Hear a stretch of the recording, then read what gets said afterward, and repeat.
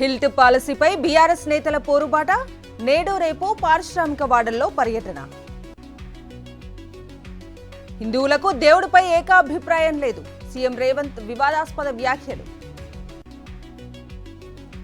CM Revanth వ్యాఖ్యలపై Telangana BJP ఆగ్రహం, నేడు రాష్ట్ర వ్యాప్తంగా ఆందోళనకు పిలుపు. పవన్ వ్యాఖ్యలపై తెలంగాణ కాంగ్రెస్ నేతల ఆగ్రహం, వెంటనే క్షమాపణలు చెప్పాలని demand. Chandrababu liquor case close చేయడంపై గవర్నర్కు ఫిర్యాదు చేస్తాం, అవసరమైతే న్యాయ పోరాటం చేస్తామన్న బొత్స.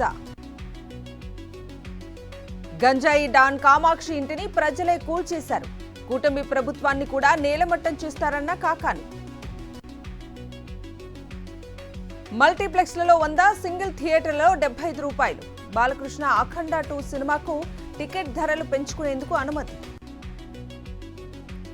తెలంగాణలో ముగిసిన 2వ దశ నామినేషన్ల ప్రక్రియ, చివరి రోజు పెద్ద ఎత్తున దాఖలైన నామినేషన్లు. రాహుల్ గాంధీకి దేశ భవిష్యత్తుపై విజన్ లేదన్న కేటీఆర్, దేశ ప్రతిపక్షాల మెడలో కట్టిన భారీ మొద్దు అంటూ కామెంట్. ఓయూలో విద్యార్థుల ఆందోళన, హాస్టల్లో కనీస మౌలిక వసతులు కల్పించలేదంటూ రాస్తారోకో. రంగారెడ్డి జిల్లా కేసీ తండాలో వీబ్యాట్ మిలిటరీ డ్రోన్ల తయారీ ప్లాంట్ శంకుస్థాపన కార్యక్రమంలో పాల్గొన్న మంత్రి దుద్దిళ్ల శ్రీధర్ బాబు. తిరుపతి జిల్లా ముసలిపేడు బత్తినయ్య కొండపై చిక్కుకున్న భక్తులు, ఒక్కసారిగా వాగు పొంగటంతో అడవిలో చిక్కుకున్న ఎస్టీ కాలనీ వాసులు. అమలాపురం ఎమ్మెల్యే బత్తుల ఆనందరావును నిలదీసిన జనసేన నాయకులు, రోడ్డు వేయించాలంటూ డిమాండ్. నిజామాబాద్ జిల్లా ఆలూరులో దొంగల భీభత్సం, ఇంటిలో బంగారం, వెండి, నగదును ఎత్తుకెళ్లిన దుండగులు. గుంటూరు జిల్లా కేఎల్ యూనివర్సిటీలో విద్యార్థి సూసైడ్, ఉరేసుకుని మృతి చెందిన సురేష్ రెడ్డి.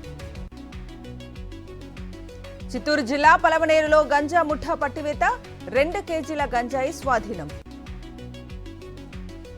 కృష్ణా జిల్లా బందలాయి చెరువులో కోడి పందాల శిబిరంపై పోలీసుల దాడి, 28 మంది పందెం రాయుళ్లు అరెస్ట్.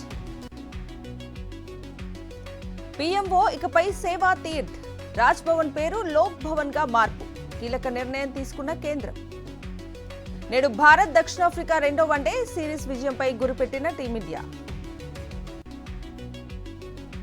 నైరుతి బంగాళాఖాతంలో కొనసాగుతోన్న వాయుగుండం, నేడు పుదుచ్చేరి మహాబలిపురానికి మధ్య తీరాన్ని తాకే అవకాశం.